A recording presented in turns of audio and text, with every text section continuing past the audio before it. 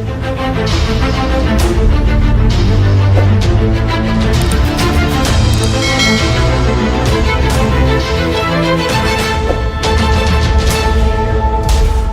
and welcome back to another video of Call of Duty Modern Warfare. And as of late, there has been a new update with the Ronin operator. If you guys haven't seen the operator, make sure you check out your Call of Duty store. It's most likely in there, and there are a bunch of new skins that have been released and will be released in the up and coming weeks, so make sure you check them out as well. And without further ado, make sure you hit the subscribe button. That would be greatly appreciated. It does show support for the channel, and if you do like this video, make sure you hit a thumbs up.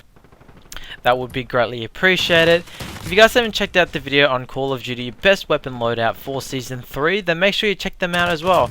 I've linked out my personal attachments as well as some common attachments that are commonly seen across Warzone and multiplayer. But I'd say it's predominantly going to be more for Warzone if anything else. So make sure you check that video out. It is going to be in the description below and also in my channel. If you like those contents, make sure you hit a thumbs up. That would be greatly appreciated.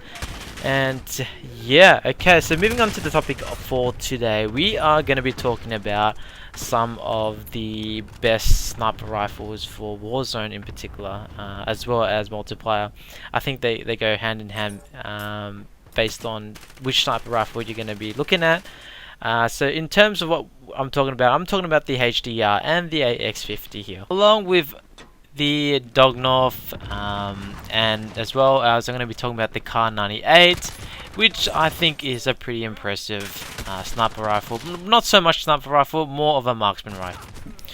So one of the three sniper rifles in the game at the moment is the Dognov, so I'm going to start off with this one here. There's a lot of issues with this particular gun, and I don't quite like it as much. One is that there is a low base damage for this weapon compared to the HDR and the AX50, as well as the bullet velocity. So when we're talking about bullet velocity here, we're talking about the range that you require to adjust in order to hit the target here. So with Dognov bullets, the drop kind of tends to drop around 150 mark. Whereas the HDR and ATX tends to have a further out or longer distance in terms of bullet velocity. Another issue with the Dognov is that it does make it very hard if there is a moving target. I've tried this gun several times already, and it's not quite right for me. And even though I've got some of the best attachments, which I would say is the attachment that you should be using the Dognov, if you are and do like the Dognov, is the compensator for the muzzle. You can use a 66mm extended barrel if you like. For the stock, I had the F-Tac Hunter Scout, 15 round mags, as well as the thermal. It really depends here, okay?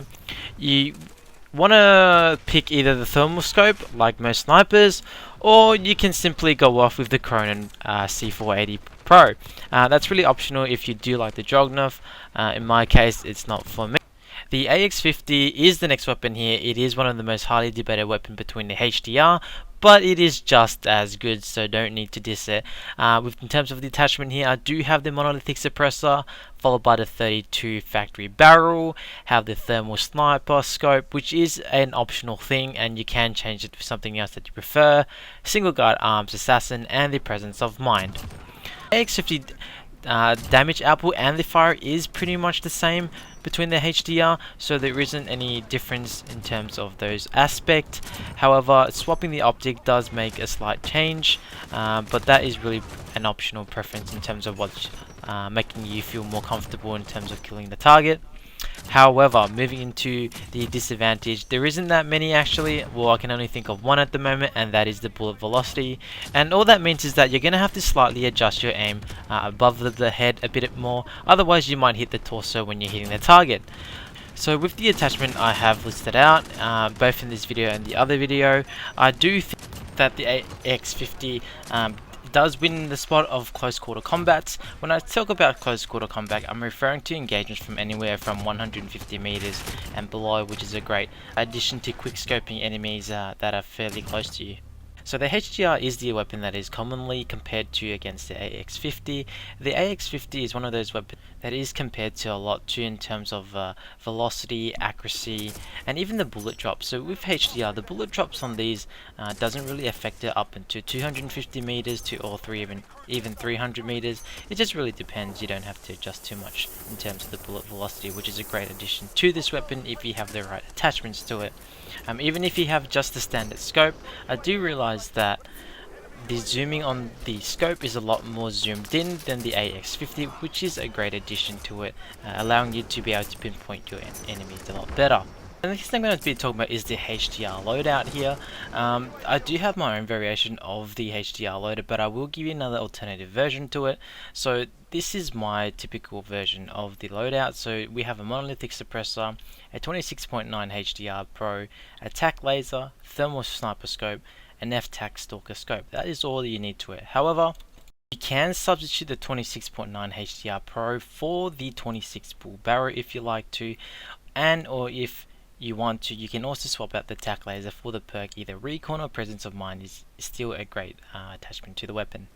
One of the attachment that I have listed on the image just before this is predominantly based on ADS, aim stability, being able to improve my damage velocity, recoil control, and the damage range that I can provide and target in both in Warzone and the multiplayer aspect. However, if you haven't unlocked those attachments yet, you can substitute the 26.9 HDR Pro for the 26 bull barrel if you like to, and also instead of using the TAC laser, you can put in the Recon or the Presence of Mind perk instead. However, also if you are struggling with the ammunition side of it, you can substitute the 9-round mags instead onto the HDR. That is really optional here. So the Kar 98 here is one of those famous that we have seen back in PUBG. Even in this game, I do think it is a great weapon to be used between the small and medium range of the distance. So here are my attachments for it. So here I use a flash guard, I use a Sing Guard Custom 25.1. However, alternatively, you can substitute that one out for a 27.6 if you do have that. I'd use a thermal hybrid, an F-TAC sport comb, and the also stipted grip tape. It is a little fun game to use, but I wouldn't recommend using it in Warzone, but I thought I'd just leave it into this channel in case you're wondering. So that wraps it up with all the sniper attachment for it. If you like this video, make sure you hit the subscribe button, hit the like video on this one, and check out all the other videos I have on Call of Duty Modern Warfare. Peace out, guys.